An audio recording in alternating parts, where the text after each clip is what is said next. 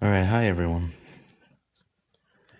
So, welcome back to another anatomy lesson live. This week, I kind of want to do something different. Um, yeah, so over the last few weeks, we've been going over anatomy and how to like understand. Here, let's fix this a little bit. How to understand where the muscles go, how they're influenced, where their connection points are, how they influence form, whatnot. So today, I just wanted to free draw a bit and just explain what I'm doing as I'm drawing, um, so that so I can provide something like in action. Right? It's not just about understanding the muscles and their placements. It's about like incorporating the information into your life drawings, into your actual work. So I like to warm up sometimes with just a few like quick sketches, and this is my small sketchbook. I use this for teaching myself different things like anatomy and whatnot. So I'll start off with just a couple of circles. And now these circles represent the ribs and the pelvis, and I'll just place a head somewhere in there, and I'll try to like think about the direction I need these body parts moving in. Typically, in like a regular contrapposto pose or position, the ribs or the rib cage will be facing in one direction. In this case, the ribs are tilted this way. Naturally, the pelvis will sit opposition in that direction, and usually the head follows the direction of the pelvis. So it's like it creates this flow in here. And the whole point of this is to gain an understanding of how anatomy is incorporated. So you have this flow in here. Now, when we're looking at this, we have to ask ourselves like how far turned do we want the torso versus the pelvis. And in this case, I'm pushing the rib cage a bit further this way. And that tells me that the head position is already off. Because right here, this point is the pit of the neck. It's where your collarbones meet and spread out to your shoulders. And the sternocleidomastoids, the muscles connecting your head to your neck, are going to be in this position. So they're going to come out this way, and that's already completely off. Unless you want the head away and you want it like tilted or turned in a certain fashion, right? So you can make these decisions based off of what you already know about anatomy. And I can do this now because I already know how to attach the head to the neck to the rib cage. So I can make this pose a lot more dynamic based off of these little. Here, I'm going to darken the lines because I can barely see it on the camera. So this is my rib cage in here. This is my pelvis in here. So I have this flow going in. I have this nice little flow from the top of the head through the rib cage, through the pelvis. And I can put the front of the pelvis right in here and show that the body is going to be twisted around this way, and the pelvis is going to be twisted around this way. So I like to warm up with these like quick little sketches and get an understanding of what I'm doing before I go into it, especially when it comes to like character design, free drawing, or just getting my ideas out there. And in this way, the head is facing this way. So this is the center of the face. So when I'm at this point, I'm looking at how my rib cage is positioned. And usually with men, you get wider rib cages. If this was a female character, their rib cage would probably be somewhere in here. They're a lot more narrow, and they like kind of point down with like this arrow as the sternal arch. But we're gonna do a guy today. We're gonna draw a guy. So this is that rib cage in here, and typically the head is pretty close to the size of the rib cage, but the head should be able to fit in the rib cage. So I think mine is just a tad small. I'm gonna bring it out a little bit more. Now in this position, since we know that the rib cage is turning here, I'll draw a box to help represent what that rib cage is doing. So this is the rib cage right now, and this is the head.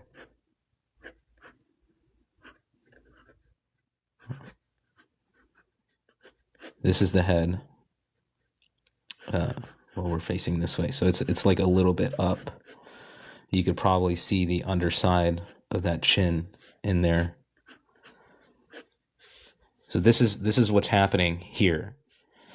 This position of the box is facing a little bit up, so we can see the underside of that box. Now the ribs are facing in the opposite direction, so the head is facing this way, ribs are facing this way, and the ribs are kind of turned. So in this box, we have the ribs coming down this way. And you can see like a little bit of the back of the ribs. The sternal arch will come down here. There you go. And now this point where that sternum hits, this little point at the top, that's our pit of the neck. And if we look at the head objectively within this box, this is the side of the face, that's the chin. Now the neck has to connect. The neck has to connect. But the way that the neck is going to connect is you have these muscles from behind your ears that come all the way down to the front, and they sort of like hold the head in place. You have other muscles that come down too, of course, but the sternocleidomastoids are some of the biggest indicators. Those are the front muscles helping support your neck and your head. This rib cage is a little small, so we'll bring it out just a little bit more. All right. So as I'm drawing this quick sketch over here, this is the anatomy that I'm thinking of. Now, at the sides, you see this little rectangle here, this side of the box, that's where your shoulder is going to be placed. Excuse me. Now, over here, because the rib cage is turned in this direction, that other shoulder is going to be like behind the rib cage a little bit. Just a little bit. But we're only going to be able to see like just the outside of that shoulder. I'm going to clear that up. This shoulder in here. Now your clavicles or your collarbones, they're going to come into a point here. Then they're going to roll over the top of your rib cage and then come across the shoulder up top. And this point is where your shoulder connects. Now, the same thing happens on this side, but it's going to be a little bit more foreshortened, and you're not going to be able to see that roll over. That little point up here, that's your acromion process. That's going to tuck away when you look over this way. Unless, of course, like the arm is like extended or something. Now, because I have my pelvis in this direction, when I draw that box, the pelvis kind of leans forward a little bit, so you get to see the top plane of that box. It tilts forward and it tilts down. So this is going to be your pelvis. That's a little small. Your pelvis is actually like bigger than you think. It's almost as big as your rib cage. At least from the pelvises that I've seen in my anatomy studies. So you're going to see that top plane of the box. It's going to tilt away, especially in a standing position. Now we see how that turn happens, right? So you have this like really nice flow. And this flow here could indicate anything. It could literally be anything. But if we come back here and we really like think this through, let's go ahead and put his shoulder in. Now, in this foreshortened position, in this twist that he has, let's say I want his arm to come across, right? Let's go ahead and get rid of that arrow. All right, so I want this cylinder of the arm to come across, and in space his forearm goes back. So that's going to be a little bit shorter and then bigger as it comes towards the viewer. So his hand is like way back in space. That's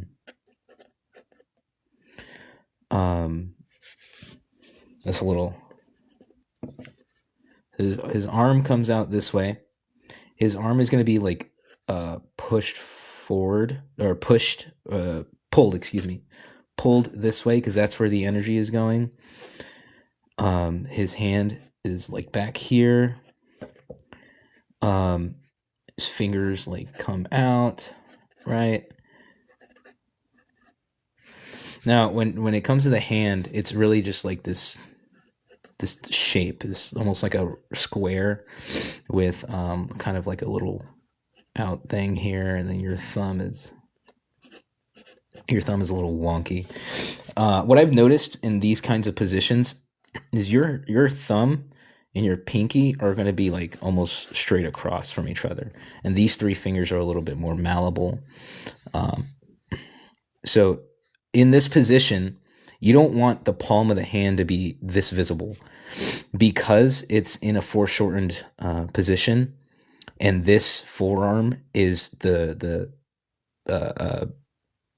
what's the term? This forearm leads into the hand, so that shape is going to be in front of this palm. If you put like just a little bit of an indicator, let's do it the other way. Let's do it from this way. So if you put that over the palm in space, it's going to lend itself to much more of this like 3D look.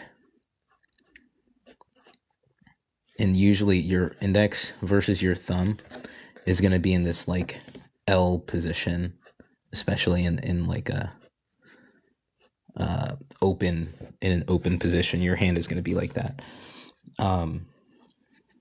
So this is your hand in there. I don't want to get too caught up with something that detailed, especially like this early in the drawing. So this gets like pushed in perspective. This gets like really drawn out in perspective. This is maybe a bit bigger than what I have it. And so this shape, this cylinder in here lends itself to the main portion of the arm. This forearm is just more cylinders. I can just do that and separate the two, right? This little bump in here, that represents the brachioradialis coming around and leaning into the forearm. It might be a little too exaggerated in there. I just wanted to like show it. So that's the brachioradialis coming through. Now, when I have this position of the arm, I'll get into it in a second. I want to like render the rest of this before getting into it, but you'll see how the anatomy influences the legitimacy of this drawing. So remember, we have this like flow line, and that flow line, I'm literally following it from the center of the back of the head all the way through the center of the sternum, all the way through the center of the pelvis in here. So center line will give you this nice flow. And because I'm down here now, I can better think about how I want to place my leg. So I can have this sweeping motion, and that creates this like big line of energy right in here. So his leg comes out this way, and I'm going to draw through the legs in here so I can better understand how they're interacting. So maybe his leg is like back in space, and that's his thigh in there, and it's his calf back here, but it's like foreshortened, and then his foot comes back this way. That's a little like broken. So I'm gonna go back to the bigger shapes and just throw that in there.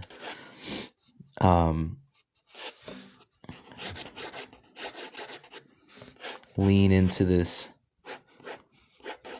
energy that I'm creating in here.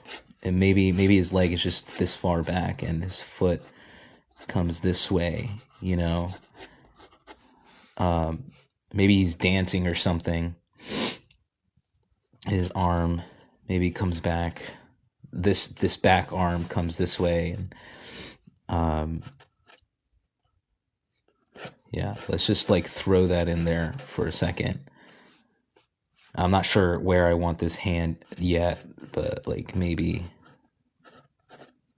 that's like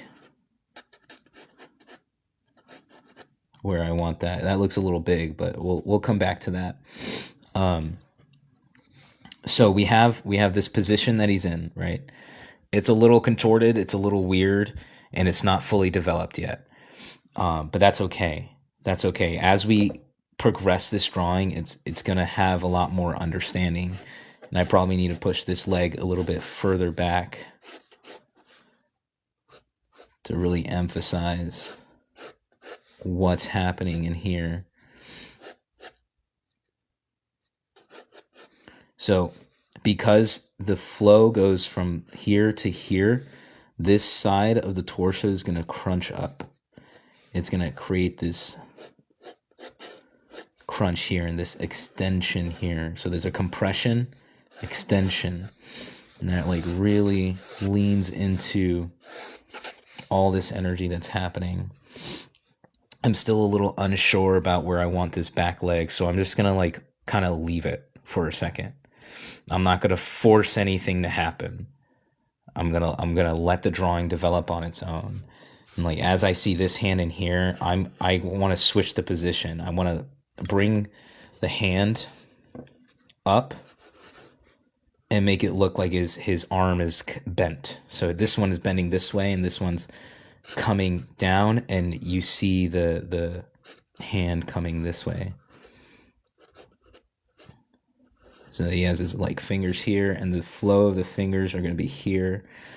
And I like this gesture of the hand, where you have like the index finger bent, you have the middle fingers, and I'm grouping these middle fingers together, and then like the little pinky finger here. So that's like a nice little gesture of the hand I love drawing. And you have the bump of the palm there, the weird obtuse look of the thumb, and then the index finger that's bent this way. So I like that. I like that a lot. And I like the way that this hand is positioned in here.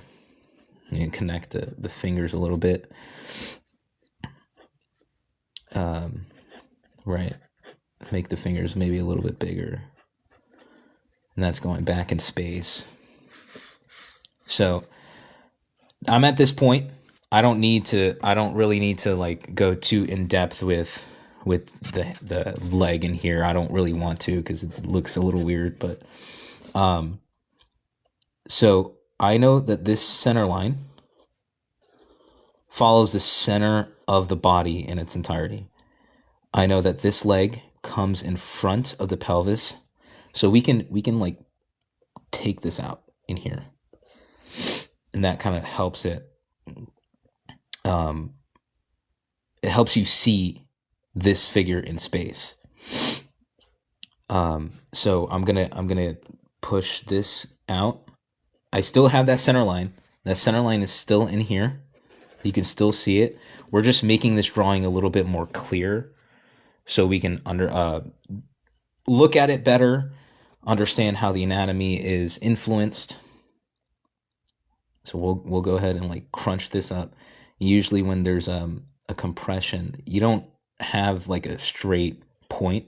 You have a line that comes down, a line that comes vertical for a second, and then angles back out. And that shows like folds and how the skin doesn't exactly like bend like a table. It just kind of folds and compresses. This here, this is the edge of my neck. Now the trap is going to be a little bit bulged because, not bulged, it's going to be a little extended but foreshortened because of the position of the arm here. Now you don't have to draw this line all the way through. What that is going to do is make you think that this part of the arm is longer than what it is. But the truth is, this is the arm. This is how long your arm is. This shape in here is your shoulder. And in this position, his arm is turned. So you're not going to be able to see the bicep much, if at all. But what you are going to see is the back side of the arm, which is the the tricep. So you have the tricep that's kind of placed in here. You're going to get this roll of the shoulder, like back in here. And the shoulder, because it connects to the front and back of the torso, and because the ribs are turned in this position, you're going to see some of the back of that shoulder pull through. So you have the top side, and you have this pulling of the shoulder that comes in here. So we'll kind of round that out just a little bit. So that's your shoulder in there. And then from here, you have the tricep that comes down and out. And I have this a little low, so I'm going to push it up a little bit higher. And if you were in the live, or you've seen the video of my arm anatomy from the back, the tricep kind of like rolls this way, and there's this tendon of the triceps that goes all the way down to the elbow. And it stops at the elbow, creates this shape in here. So I'm going to leave that shape in there. That tricep comes out, leaves this nice little straight line there. Now we can still see just like a sliver of the front of the bicep, so we're going to roll that out. Now his arm is bent. What will that create for the bicep? That's the question here. What it should create is a compression because the arm is bent. If you look at this now, this looks a little long, this part of the arm. And now I have this hand like pretty rendered, but I can still erase because nothing is precious. And because I know that this is a little long, I'm going to end it right here. That's where that arm is going to end. I'm going to place just a little ball just to symbolize the elbow in there. And I'm going to bring the cylinder of the forearm a little bit up. So this is the cylinder of the forearm. And I know that it kind of comes down and wraps up and connects the elbow there. And I know that because this forearm is placed back in space, it's gonna get smaller as it goes. And I know that the hand is in here, that's the palm. But more importantly, because it's higher up and it's bent and pulled back in space, this bicep now has a legitimate compression in here. And I can connect the brachioradialis coming in through here. And that is more solidified because I have this understanding of how the anatomy works. I have this understanding that in space and in compression, the bicep is going to look like that. The tricep is going to look like that. The brachioradialis comes this way. The forearm looks like that. And this is how your drawing is going to be affected by your anatomy. This is why you learn anatomy, because this legitimizes. That's the word I'm looking. That's the word I'm looking for. Learning anatomy will legitimize your drawings. I had the forearm down here before. You can still sort of see, like, I'll zoom in.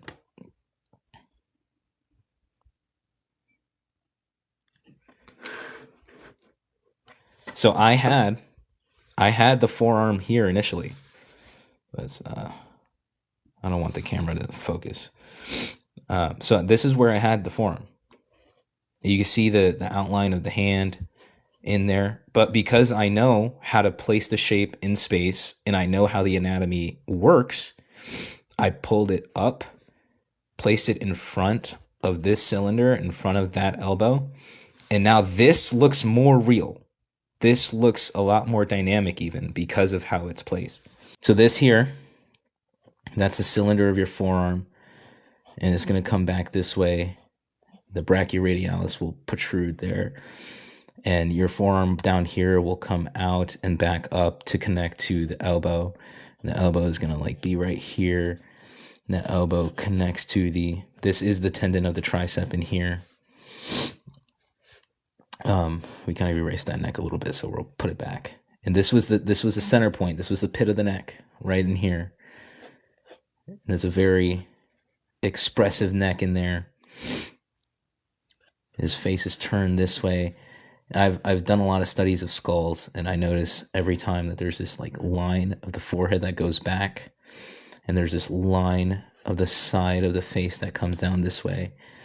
And in space, because he's looking up a bit, you're going to get a little bit of that under chin in here. You have this part of the jaw, and that comes up, and his ear is going to be like right here. The head, top of the head kind of slopes down just slightly. You have the eyes, which will like kind of indent a little bit. Nose meets right there. You're going to get the underside of that nose too, because his head is tilted. Right, so this is how your anatomy is going to influence your drawings. Knowing how the anatomy works, how it interplays with each other, and like what it does in space, is going to enhance your drawings tenfold. I know that the pelvis is here, so that means that right in here, that's where my quad is going to connect. And I know this based off like practice. I've just done it so many times, and that's the top of the pelvis there. That's where the ASIS is going to hit. I know that's where my sartorius hits. And actually, my quad is going to hit a little bit lower, but the top, the sartorius, is going to hit a little higher. And I already know that this here is going to be the glute, and it's going to have this like little overlap here, and that's going to be the IT band. The hamstring underneath in here. This is where my knee connects. That's a long leg in there, so I'm going to shorten this up. I'm going to shorten that up here, bring the shin forward. I know that in this point, that little connection there is going to be where the knee is, that bend. I know in this bend, the hamstring comes in to wrap inside of that knee, and the calf comes out, the gastrocnemius, and it kind of like slides down just a little bit. There's like indents in here. And this tendon down here is your Achilles. Like it goes the soleus leads into your Achilles. And I'm just going to put this shape for the foot. And there's the toes in there. So I know that the quad comes up and then attaches to the patella, which is like right here. I know that because his arm is moving in this way, your lat is going to come around this way. You still have your back showing here. Like that's still like a little bit of your back in there, but your lat muscle kind of comes up. And the reason being is because it attaches to the other side of this arm. This is your lat coming up in here, and you'll see your serratus muscles a little bit in there. Your oblique is going to come this way.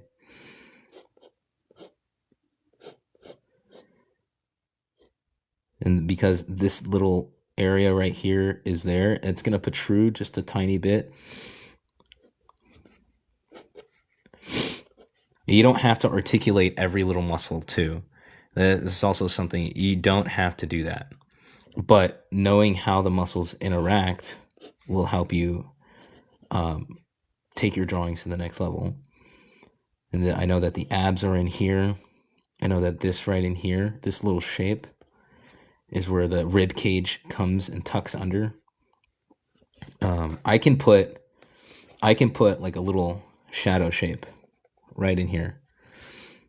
I can just like create this little thing. Like if the light source was coming from, let's say it was just coming from the side here, and this whole side of his body was lit up.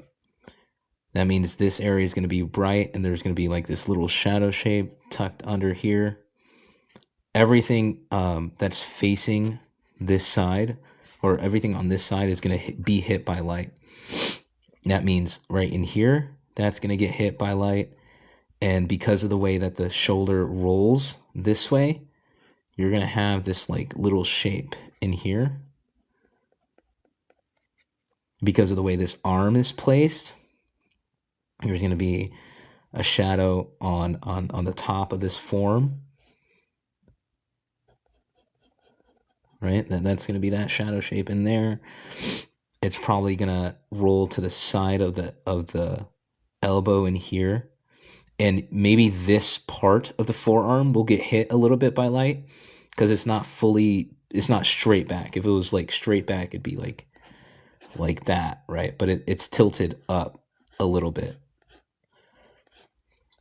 So that's maybe this portion right here is catching some of the light. And then everything down here is in shadow. Probably get a little bit of shadow in there, and like get this in here. Now that the tricep is a little weird, so maybe you get like some shadow coming up through here. And this part of the muscle goes back, so it's in shadow. And this part is in light here. You have the hand, maybe that'll get like hit with light in there. Everything here I would put in shadow because it's getting covered. But you have your clavicle in here. That's going to catch some of that light. The neck is probably going to catch it in here. And believe it or not, your sternocleidomastoid is this tube, so that will even catch some shadow and light. So shadow on this side, light on this side in here. And the trap will kind of come down. And that's probably mostly in shadow in there. Maybe this portion of this clavicle will be a little bit more in light than everything else. So knowing your anatomy will help you take your drawings to this like dynamic level. It'll help you remain informed of how to put in the light source and put in like proper shadow shapes. Now this form in the leg rolls this way. Right, so that's our thigh in there. Same thing with the oblique. It kind of like rolls back. So if we follow this form and we think about this light source, this is the attachment or the edge of that oblique. All of this is probably in shadow. All of this here. This top portion of the light because it's coming from the side, or this top portion of the thigh, because the light is coming from the right side here, I'm going to draw the top of that thigh, or that quad. I'm going to draw the side of that quad, just a quick little like light line. I understand that the quad goes this way, right? So this is my shape. That means that this side of the top portion of the quad is going to be in shadow. So right in here, I'm going to create this like little shadow shape. And maybe this portion, this like little sliver of the side of the quad, will catch the light, and everything underneath it will be in shadow. So I have like multiple shadows in here based off how the form rolls. And comic book artists will like tell you they're the most. I would trust a comic book artist to tell me like how to place the shadows in there. So you have this line in here, and because the light's coming from the side, it'll catch this top plane in here.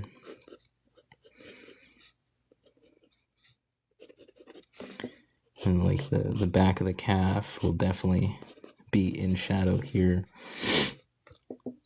Now, when it comes to your abdomen in here, this is a nice dynamic abdomen because of the way it's twisting.